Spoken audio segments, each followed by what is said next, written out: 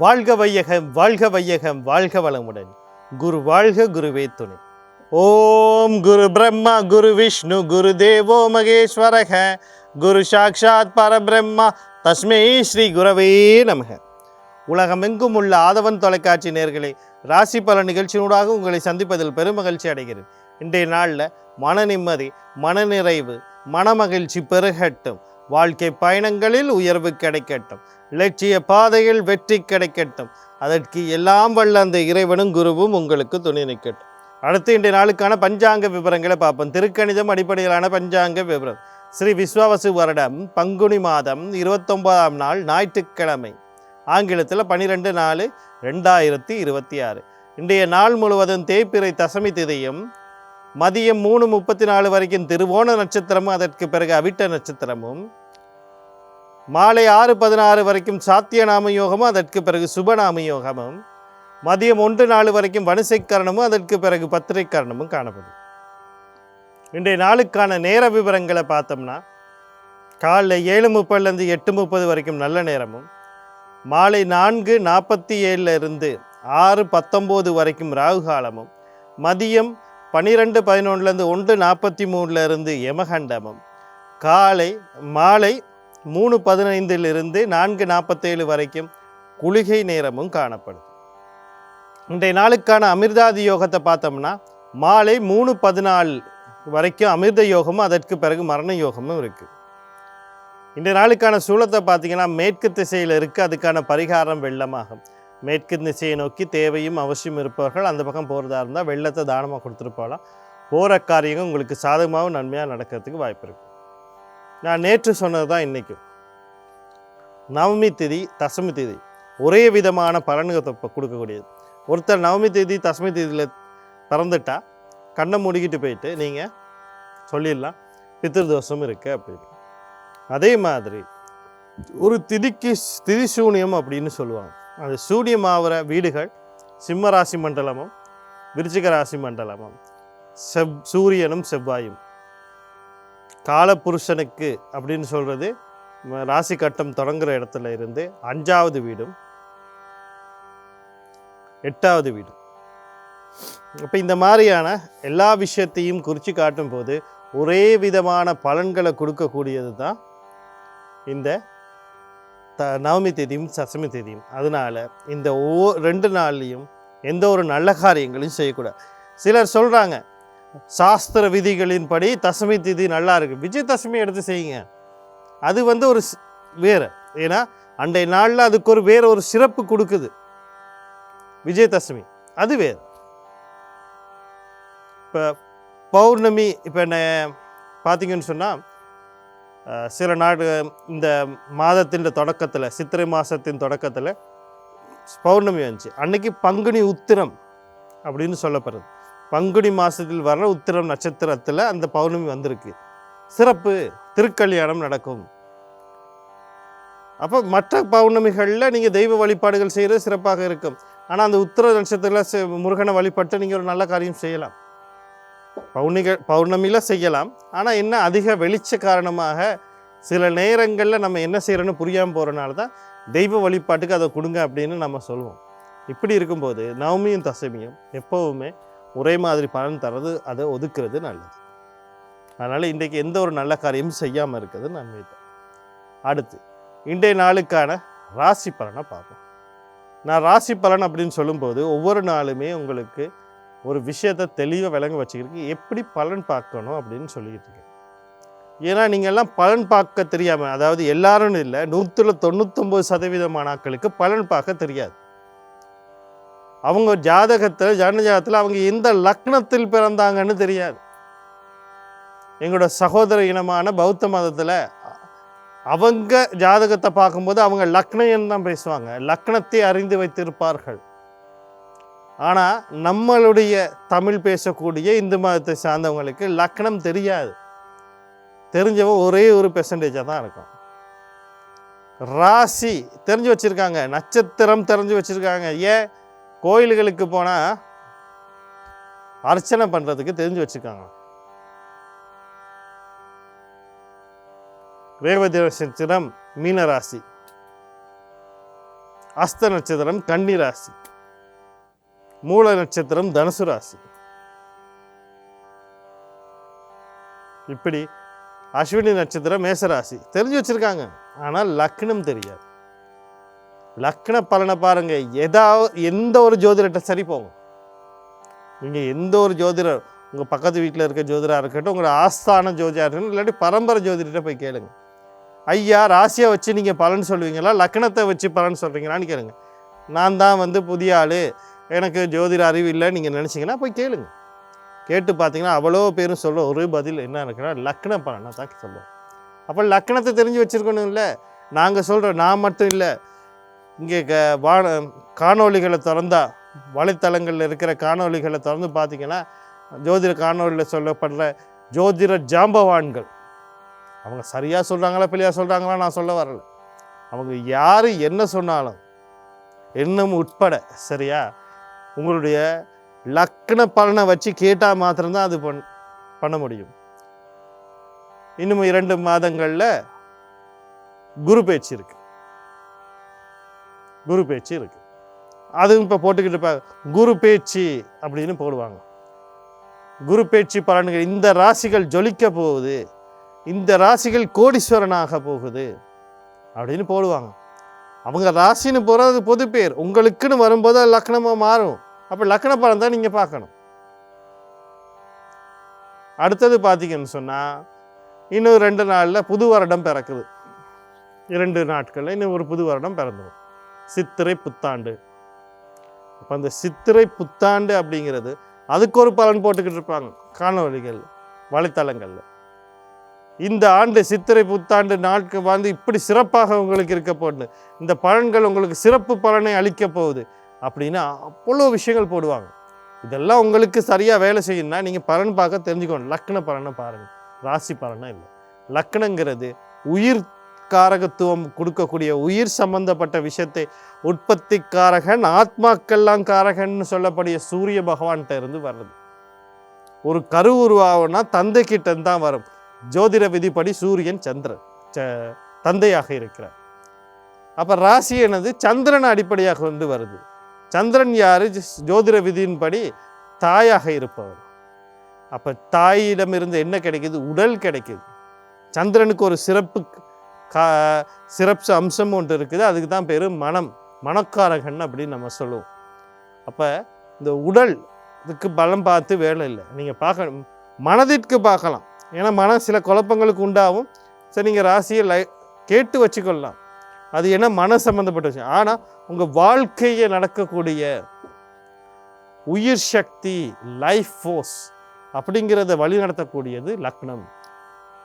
அப்போ லக்ன பலனை கேட்கணும். அடுத்தது ஜனஜாதத்தை எடுத்துட்டு தசாபுத்தி என்ன நடக்குது, அந்த தசாபுத்தி எங்களுக்கு சாதகமா பாதகமா, தசைநாதனும் புத்திநாதனும் கர்ம நட்சத்திரத்தில் இருக்காரா இல்லையா, ஒரு தசையில் ஒரு புத்தி ஊழ்வினை புத்தி நடக்கும், அது நடக்குதா இல்லை, இவ்வளத்தையும் தெரிஞ்சுக்கிட்டு நீங்கள் பலனை பார்க்க ஆரம்பித்தாதான் அந்த பலன் உங்களுக்கு வழிகாட்டக்கூடியதாக இருக்கும். இல்லைன்னா அது உங்களுக்கு எந்த விதத்திலும் போஜனம் இருக்காது. அப்புறம் நீங்களாக ஒரு முடிவு எடுத்துக்கொள்வீங்க.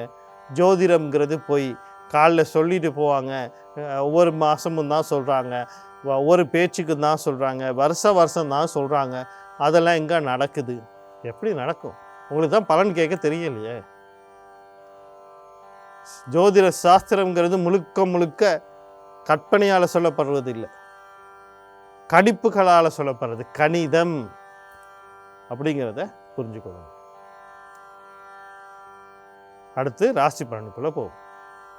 முதல்ல மேசராசி அன்பர்களே, இன்றைய நாள் உங்களுக்கு எப்படி இருக்குது அப்படின்னு சொல்லி பார்த்தீங்கன்னா, நீங்கள் கவனிக்க வேண்டிய விடயங்கள் அப்படின்னு சொல்லும்போது, எதிர்பாராத ரீதியில் எதிர்பாராத விஷயங்கள் வாழ்க்கையில் நடக்கிறதுக்கான வாய்ப்புகள் அதிகமாக. அடுத்த முன்னேற்றங்களுக்கு போகிறது, வெற்றியை நோக்கி போகிறது, கடல் கடந்து போகிறது, அதை கடற்கடன் தொடர்போடு இருக்கவங்க நன்மை ஏற்படுறது, திடீர் அதிர்ஷ்டம், இன்சூரன்ஸ் சொத்துக்கள் கிடைக்கிறது, தந்தை வழி சொத்துக்கள் கிடைக்கிறது, இந்த மாதிரியான விஷயங்கள் நடக்கிறதுக்கான வாய்ப்பு இருக்குது. ஒரு நோயில் அந்த கண்டத்திலேருந்து வெளிவர்றது வாய்ப்பு இருக்குது. இந்த வாய்ப்புகளை சரியாக பயன்படுத்தி கொள்ள நீங்கள் பயன்படுத்தி கொள்றதுக்கு ஆஞ்சநேயர், குலதெய்வம், கருணநாதன், யோகாதிபதி வழிபாடு செய்து கொள்ளுங்கள். இன்றைய நாள் உங்களுக்கு இனிமே அழகாக அமையும். அடுத்து ரிஷபராசி நேயர்களே, இன்றைய நாள் உங்களுக்கு எப்படி இருக்குது அப்படின்னு சொல்லி பார்த்தோம்னா, நீங்கள் கவனம் செலுத்த வேண்டிய விடயங்கள் அப்படின்னு சொல்லும்போது முக்கியமாக திருமண வாழ்க்கை சம்மந்தப்பட்டு எந்த ஒரு முடிவும் எடுக்கக்கூடாது. திருமண பேச்சுவார்த்தை நிச்சயதார்த்தத்தில் இருப்பாங்க, அவசரப்பட்ட எந்த முடிவும் எடுக்கக்கூடாது. கணவன் மனைவியிலே கருத்து வேறுபாடுகள், முரண்பாடுகள் வரலாம், கடந்து போக பாருங்கள், பேசி பேசி பெருசாகாதீங்க. அடுத்து பார்த்தீங்கன்னு சொன்னால், நண்பர்கள், உறவினர்கள், குழந்தைகள், பங்குதாரர்கள், கூட வேலை செய்கிறவங்க, படிக்கிறவங்க, உங்கள் விஷயங்கள்லாம் கொஞ்சம் கவனமாக இருங்க. இந்த நாளில் வரக்கூடிய சகல விஷயத்தையும் நன்மையாக மாற்றி அமைத்துக்கொள்ள நீங்கள் மகாலட்சுமி, குலதெய்வம், கர்ண யோகாதிபதி வழிபாடு செய்து கொள்ளுங்கள். இன்றைய நாள் உங்களுக்கு இனிமேல் அழகாக அமையும். அடுத்து மிதுன ராசி நேயர்களே, இன்றைய நாள் உங்களுக்கு எப்படி இருக்குது அப்படின்னு சொல்லி பார்த்தீங்கன்னா, தொழில் சார்ந்த விஷயத்தில் அவசரப்பட்டு எந்த முடிவும் எடுக்காதீங்க. கடன் கொடுக்கல் வாங்கல் சம்மந்தப்பட்ட விஷயத்தில் கொஞ்சம் அவதானமாக இருங்க. கல்வி சார்ந்த விஷயத்தில் எந்த ஒரு அவசரப்பட்டு முடிவும் எடுக்காதீங்க. நோய் நொடிகள் ஏதாவது தென்பட்டால் உடனடியாக வைத்தியசாலையை நாடுங்க. அடுத்து பார்த்தீங்கன்னு சொன்னால், எதிரிகள் தொல்லைகள் இருக்கலாம், அந்த விஷயத்தில் கொஞ்சம் கவனமாக இருங்க. இன்றைய நாளில் வரக்கூடிய சகல விஷயத்தையும் உங்களுக்கு நன்மையாக மாற்றி அமைத்துக் கொள்றதுக்கு நீங்கள் விநாயக பெருமான், குலதெய்வம், கர்ணா யோகாதிபதி வழிபாடு செய்து கொள்ளுங்கள். இன்றைய நாள் உங்களுக்கு இனிமையாக அமையும். கடகராசி நேயர்களே, இன்றைய நாள் உங்களுக்கு எப்படி இருக்குது அப்படின்னு சொல்லி பார்த்தோம்னா, நீங்கள் கவனம் செலுத்த வேண்டிய விடயங்கள் அப்படின்னு சொல்லும்போது முக்கியமாக குழந்தைகள் விஷயத்தில் கவனமாக இருக்கணும். குழந்தைகளுடைய கல்வி சார்ந்த விஷயத்தில் கவனமாக இருக்கணும். குழந்தைகள் சம்பந்தப்பட்ட ஏதோ ஒரு விஷயத்தில் ஏதோ ஒரு முடிவு எடுக்கிறோன்னா அந்த விஷயத்தில் கவனமாக இருக்கணும். சொத்து சம்பந்தப்பட்ட விஷயங்கள், அது முக்கியமாக பூர்வீக சொத்து சம்பந்தப்பட்ட விஷயங்களில் எந்த முடிவு எடுக்க, வாங்கிறது, விற்கிறது, அடகு வைக்கிறது, பாவ பிரிவினை கூடவே கூடாது. அடுத்து பார்த்தீங்கன்னு சொன்னால், காதல், களியாட்டம், கொண்டாட்டம் சம்மந்தப்பட்ட விஷயங்களில் கவனமாக இருக்கணும். இந்நாளில் வரக்கூடிய சகல விஷயத்தையும் நன்மையாக மாற்றி அமைத்துக்கொள்ள நீங்கள் குலதெய்வம், கர்ண யோகாதிபதி வழிபாடு செய்து கொள்ளுங்கள். இன்றைய நாள் உங்களுக்கு இனிமையான நாளாக அமையும். அடுத்து சிம்மராசி நேயர்களே, இன்றைய நாள் உங்களுக்கு எப்படி இருக்குது அப்படின்னு சொல்லி பார்த்தோம்னா, நீங்கள் கவனம் செலுத்த வேண்டிய விடயங்கள் அப்படின்னு சொல்லும்போது முக்கியமாக தாய் வழி உறவுகள், தாய் சார்ந்த விஷயத்தில் கவனமாக இருக்கணும். கல்வி சார்ந்த விஷயத்தில் அவசரப்பட்டு எந்த முடிவு எடுத்துக்கூடாது. அதுவும் பாடசாலை கல்வி சார்ந்த விஷயத்தில் கவனமாக இருங்க, அவசரப்பட்டு எந்த முடிவு எடுக்காது. வீடு, காணி, வாகனம், சொத்து சம்பந்தப்பட்ட விஷயங்களை எதிர்பாராத சில நன்மைகள் நடக்கிறதுக்கு வாய்ப்பு இருக்குது. வாங்கிறது, விற்கிறது, அடகு வைக்கிறது, அடகு வச்சு திருப்புறது, பழுது பார்க்குறது, புனரமைக்கிறது போன்ற நடக்கிறது. கணவன் மனைவியிலே கருத்து வேறுபாடுகள் நீங்கி ஒற்றுமைகள் பெருகக்கூடிய வாய்ப்பு இருக்குது. கல்வியில் சில முன்னேற்றங்களும் காணக்கூடிய வாய்ப்பு இருக்குது. மன நிம்மதி பெறுவதற்குரிய வாய்ப்பு இருக்குது. இந்த வாய்ப்புகளை சரியாக பயன்படுத்தி கொள்ள நீங்கள் பெண் தெய்வம்னு சொல்லக்கூடிய துர்க்கை மாரியம்மன், கருமாரியம்மன், முத்துமாரியம்மன், அம்பாள் இவங்களோட குலதெய்வம், கர்ண யோகாதிபதி வழிபாடுகளையும் ஆதிபராசக்தி கவச பாராயணம் கேட்கறது, பாராயணம் பண்ணுறது அல்லது கேட்குறது நன்மையை தரும். அடுத்து கன்னிராசி நேயர்களே, இன்றைய நாள் உங்களுக்கு எப்படி இருக்குது அப்படின்னு சொல்லி பார்த்தோம்னா, நீங்கள் கவனம் செலுத்த வேண்டிய விடயங்கள் அப்படின்னு சொல்லுவது முக்கியமாக ஏதோ ஒரு விஷயத்தை, ஒரு திருமணத்துக்கான ஒரு முயற்சி செய்துக்கிட்டு இருக்கீங்கன்னா அவசரப்பட்டு எந்த முடிவு எடுக்காதீங்க. தம்பி தங்கைகளுக்கு வரம் தேடிக்கிட்டு இருந்தாலும் அவசரப்பட்டு எந்த ஒரு முடிவு எடுக்காதீங்க. அடுத்து பயணங்கள் போகிறதுக்கு முன்னுக்கு ஒரு தடவைக்கு 2 தடவை ஆலோசனை பண்ணிவிட்டு போங்க. அடுத்து பார்த்தீங்கன்னு சொன்னால், ஏதாவது உயர் அதிகாரிகளுக்கு அல்லது அரசாங்க சார்ந்த நிறுவனங்களுக்கு நீங்கள் ஏதாவது ஒரு பத்திரங்கள், உங்களுடைய ஆவணங்கள், சான்றிதழ்கள் இதுகளை அனுமதிக்கோ அல்லது ஏதோ ஒரு இதுக்கு நீங்கள் அச்சாட்சிக்கோ அதை கொடுக்குறதா இருந்தால் ஒரு தடவைக்கு 2 தடவை பரிசீலனை பண்ணிட்டு கொடுங்க. இந்த நாளில் வரக்கூடிய சகல விஷயத்தையும் நன்மையாக மாற்றி அமைத்துக்கொள்ள நீங்கள் செவ்வாய் பகவான், அவருடைய அதிபதி முருகப்பெருமான், குலதெய்வம், கர்ண யோகாதிபதி வழிபாடு செய்து கொள்ளுங்கள். இன்றைய நாள் உங்களுக்கு இனிமே அழகாக. அடுத்து துளாராசி நேயர்களே, இன்றைய நாள் உங்களுக்கு எப்படி இருக்குது அப்படின்னு சொல்லி பார்த்தோம்னா, நீங்கள் கவனம் செலுத்த வேண்டிய விடயங்கள் அப்படின்னு சொல்லும்போது முக்கியமாக குடும்ப சம்பந்தப்பட்ட உறுப்பினர்கள் சம்பந்தப்பட்டு, அதாவது கருத்து வேறுபாடுகள், முரண்பாடுகள் இருந்து அவங்க சம்மந்தப்பட்டு அதெல்லாம் நீங்கி உங்களுக்குள்ள ஒற்றுமை பெருக்கக்கூடிய நாள். உங்களோட வார்த்தைக்கு ஒரு மதிப்பு கிடைக்கக்கூடிய நாளாக இன்றைய நாள் இருக்குது. அந்த வாய்ப்புகள் இருக்குது. அதே மாதிரி தொழில் சம்மந்தப்பட்ட விஷயங்களில் மாற்றங்கள் உங்கள் குடும்ப உறுப்பினர்களுக்கு, அதே மாதிரி பார்த்திங்கன்னா நோய் நொடியில் இருந்தாங்கன்னா அதுலேருந்து வெளிவரத்துக்கான வாய்ப்புகள், கையில் இருக்க பணம் தேவையில்லாமல் செலவழித்திருந்தால் அது கட்டுப்படுறது அல்லது புதிய வருமானங்கள் வர்றதுக்கான வாய்ப்புகள் இன்றைய நாளில் இருக்குது. இந்த வாய்ப்புகளை சரியாக பயன்படுத்தி கொள்ள புத பகவான், அவருடைய அதிபதி மகாவிஷ்ணு, குலதெய்வம், கருணநாதன், யோகாதிபதி வழிபாடு செய்து கொள்ளுங்கள். இன்றைய நாள் உங்களுக்கு அழகாக அமையும். அடுத்து விருச்சிக ராசி நேயர்களே, இன்றைய நாள் உங்களுக்கு எப்படி இருக்குது அப்படின்னு சொல்லி பார்த்தோம்னா, நீங்கள் கவனம் செலுத்த வேண்டிய விடயங்கள் அப்படின்னு சொல்லும்போது முக்கியமாக நீங்கள் இன்றைக்கி உங்களை பார்த்துக்கிட்டா போதும். எந்த ஒரு முடிவும் எடுக்க வேண்டாம். அமைதியும் பொறுமையும் காத்துக்கொள்ளுங்க. அவசரப்பட்டு குழந்தைகள் விஷயத்தில் முடிவு எடுக்கிறது, காதல் விஷயத்தில் முடிவு எடுக்கிறது, சொத்து விஷயத்தில் முடிவு, பூர்வீக பாகப்பிரிவினை சம்மந்தமான முடிவு எடுக்க எதுவும் செய்ய வேணாம். ஏன்னா இன்றைக்கி உங்களுக்கு உயிர் சக்தி, இந்த ஆத்ம சக்திங்கிறது உங்களுக்கு ஒரு மாற்று கோணத்தில் வேலை செய்யக்கூடாது, இல்லது அதனுடைய தன்மை இன்றைக்கி குறைஞ்சி வேலை செய்கிற மாதிரி உங்களுக்கே அது ஒரு குறைபாடு இருக்க மாதிரி உங்களுக்கு தோன்றும். அதனால் சில மன அழுத்தங்களும் மனக்குழப்பங்களும் வரலாம். அமைதியாகவும் பொறுமையாக இருங்க. இதனால் வரக்கூடிய சகல விஷயத்தையும் நன்மையாக மாற்றி அமைத்துக்கொள்ள நீங்கள் உங்கள் ராசி அல்லது லக்னாதிபதி அப்படின்னு சொல்லக்கூடிய ராசி அதிபதி அல்லது லக்னாதிபதினு சொல்லக்கூடிய செவ்வாய் பகவான், அவருடைய அதிபதி முருகப்பெருமான், குலதெய்வம், கண்ணன், யோகாதிபதி வழிபாடு செய்து கொள்ளுங்கள். இந்த நாள் உங்களுக்கு இனிமையாக அமையும். அடுத்து தனுசு ராசி நேயர்களே, இன்றைய நாள் உங்களுக்கு எப்படி இருக்குது அப்படின்னு சொல்லி பார்த்தோம்னா, நீங்கள் கவனம் செலுத்த வேண்டிய விடயங்கள் அப்படின்னு சொல்லும்போது முக்கியமாக வெளிநாட்டு தொடர்போடு ஏதோ ஒரு விஷயம் செய்துக்கிட்டு இருக்கீங்கன்னா கொஞ்சம் கவனமாக இருக்கணும். அவசரப்பட்டு வீடு, காணி, வாகனம், சொத்துக்களை அடகு வைக்கிறது, அதில் ஏதாவது ஒரு திருத்தம் செய்கிறது, வாங்கிறது, விற்கிறது ஏதோ செஞ்சுறாங்க. கையில் இருக்க பொருட்கள் நஷ்டமாகிறது தான் உங்களுக்கு நடக்க போகுது. அடுத்து உடல் உபாதைகள் ஏற்படுறதுக்கான வாய்ப்பு இருக்குது. உங்களுக்கு மட்டுமில்லை, உங்களுடைய தாய் அல்லது வாழ்க்கை துணை இவங்க விஷயத்துலையும் கொஞ்சம் கவனமாக இருங்க. நாளில் வரக்கூடிய சகல விஷயத்தை நன்மையாக மாற்றி அமைத்துக்கொள்ள நீங்கள் சனி பகவான், அவருடைய அதிபதி சிவபெருமான், தர்மசாஸ்திர, குலதெய்வம், கர்ணன், யோகாதிபதி வழிபாடு செய்து கொள்ளுங்க. இன்றைய நாள் உங்களுக்கு இனிமையான அழகாக அமையும். அடுத்து மகர ராசி நேயர்களே, இன்றைய நாள் உங்களுக்கு எப்படி இருக்குது அப்படின்னு சொல்லி பார்த்தோம்னா, நீங்கள் கவனம் செலுத்த வேண்டிய விடயங்கள் அப்படின்னு சொல்லும்போது முக்கியமாக எதிர்பார்ப்புகளை குறைத்து கொள்ளுங்கள். சில விஷயங்களை முயற்சி பண்ணிக்கிட்டு இருப்பீங்க, இந்த விஷயம் எனக்கு நடக்கணும் அப்படின்னு முயற்சி பண்ணி எதிர்பார்த்து முயற்சி பண்ணிப்பீங்க, அதில் தடையோ தாமதமாக வரலாம். கொஞ்சம் அந்த விஷயங்களில் கொஞ்சம் கவனமும் பொறுமையாக இருந்துக்கொள்ளுங்க. எல்லா விஷயமும் உங்களுக்கு சாதமாக நடக்கும். அடுத்து பார்த்தீங்கன்னு சொன்னால், இரண்டாவது திருமணம் சம்மந்தப்பட்ட எந்த ஒரு பேச்சுவார்த்தையும் செய்யாதீங்க. சகோதரிகள் இடத்துல கொஞ்சம் கவனமாக இருங்க, அவங்களையும் கவனமாக இருக்க சொல்லுங்கள். நாளில் வரக்கூடிய சகல விஷயம் நன்மையாக மாற்றி அமைத்துக்கள். சனி பகவான், அவருடைய அதிபதி சிவபெருமான், தர்மசாஸ்திர, குலதெய்வம், கர்ணன், யோகாதிபதி வழிபாடு செய்து கொள்ளுங்கள். இன்றைய நாள் உங்களுக்கு இனிமையாக அழகாக அமையும். அடுத்து கும்பராசி நேயர்களே, இன்றைய நாள் உங்களுக்கு எப்படி இருக்குது அப்படின்னு சொல்லி பார்த்தோம்னா, நீங்கள் கவனம் செலுத்த வேண்டிய விடயங்கள் அப்படின்னு சொல்லும்போது தொழில் சார்ந்த விஷயங்களில் கொஞ்சம் கவனமாக இருக்கும். அடுத்தது பார்த்தீங்கன்னா, குழந்தைகள் சார்ந்த விஷயத்தில் கவனமாக இருங்க, தந்தை சார்ந்த விஷயத்தில் கவனமாக, கல்வி சார்ந்த விஷயத்தில் கவனமாக இருங்க. அவசரப்பட்டு கையில் இருக்க பணத்தையோ கையில் இருக்க பொருளையோ அடகு வச்சோ அல்லது அதை செலவழித்து ஒரு முதலீடு செய்ய போகிறேன்னா அது எதுவும் செய்யாதீங்க. பொறுமையாக அமைதியாக இருக்கும். இந்த நாளில் வரக்கூடிய சகல விஷயத்தையும் நன்மையாக மாற்றி அமைத்துக்கொள்ள நீங்கள் சனி பகவான், அவருடைய அதிபதி சிவபெருமான், தர்மசாஸ்திர, குலதெய்வம், கர்ணன், யோகாதிபதி வழிபாடு செய்து கொள்ளுங்கள். இந்த நாள் உங்களுக்கு இனிமையாக அழகாக அமையும். அடுத்து மீன ராசி நேயர்களே, தந்தை வழி உறவுகள், தந்தை சார்ந்த விஷயத்தில் கவனமாக இருக்கணும். மேல் கல்வி, பட்டய கல்வி சம்மந்தப்பட்ட விஷயத்தில் அவசரப்பட்டு எந்த முடிவும் எடுத்துடக்கூடாது.